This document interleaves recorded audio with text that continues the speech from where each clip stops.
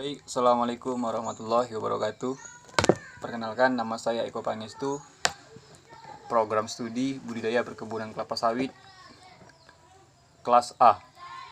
Pada kesempatan kali ini saya akan mempresentasikan tentang kesuburan tanah, yakni tentang sifat-sifat tanah. Tanah memiliki suatu sistem yang menjalin dan berinteraksi. Antara lain terdapat ada 4. Yang pertama, mineral anorganik, kemudian bahan organik, organisme tanah, dan yang terakhir adalah atmosfer tanah dan air tanah.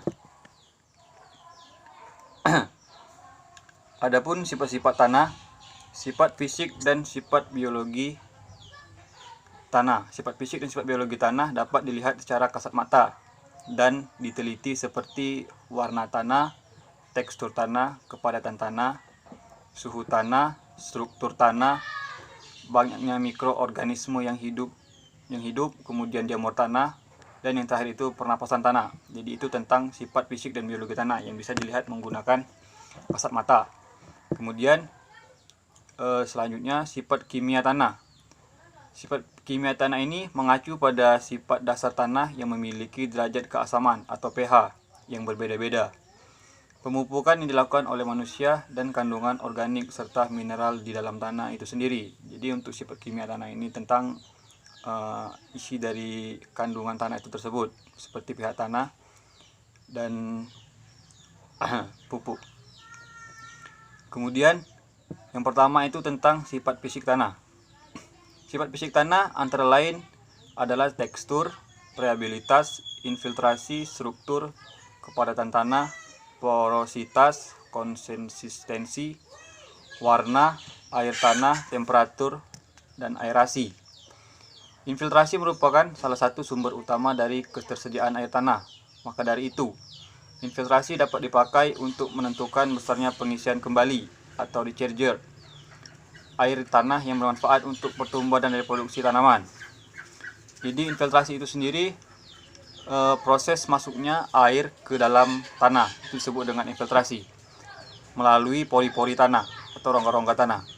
Kemudian pergerakan air dalam tanah, kondisi jenuh atau konduktivitas hidrolik jenuh tanah atau KHJ sangat penting karena dapat berperan dalam penentuan limpasan air, infiltrasi, dan perkolasi karena menyebabkan semakin berkurangnya daerah resapan air hujan secara langsung dan penurunan kesediaan air tanah. Jadi itu tentang penjelasan singkat tentang infiltrasi.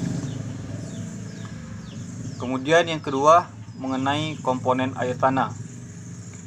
Pasir berukuran antara 200 mikrometer sampai dengan 2000 mikrometer. Jadi komponen air tanah ini terdiri dari 3 komponen. Yang pertama pasir, kemudian debu, dan partikel. Untuk pasir sendiri itu dikategorikan pasir itu berukuran 200 mikrometer sampai dengan 2000 mikrometer. Kemudian untuk debu berukuran antara 2 mikrometer sampai dengan 200 mikrometer. Kemudian untuk komponen liat, partikel liat berukuran kurang dari 2 mikrometer.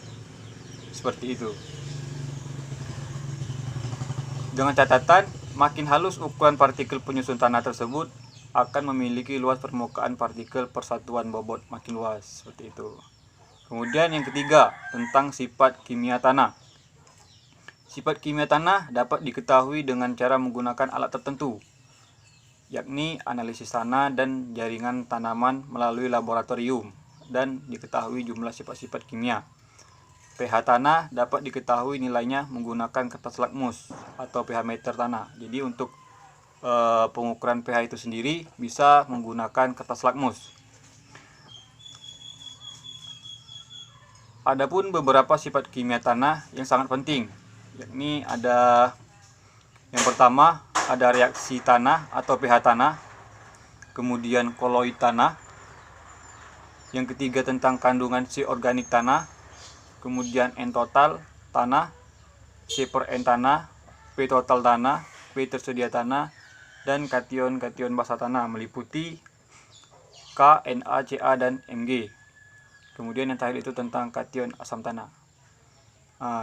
Jadi demikian pemaparan materi tentang kesuburan tanah, yakni tentang sifat-sifat tanah. Saya akhiri. Wabillahi taufiq wal hidayah. Wassalamualaikum warahmatullahi wabarakatuh.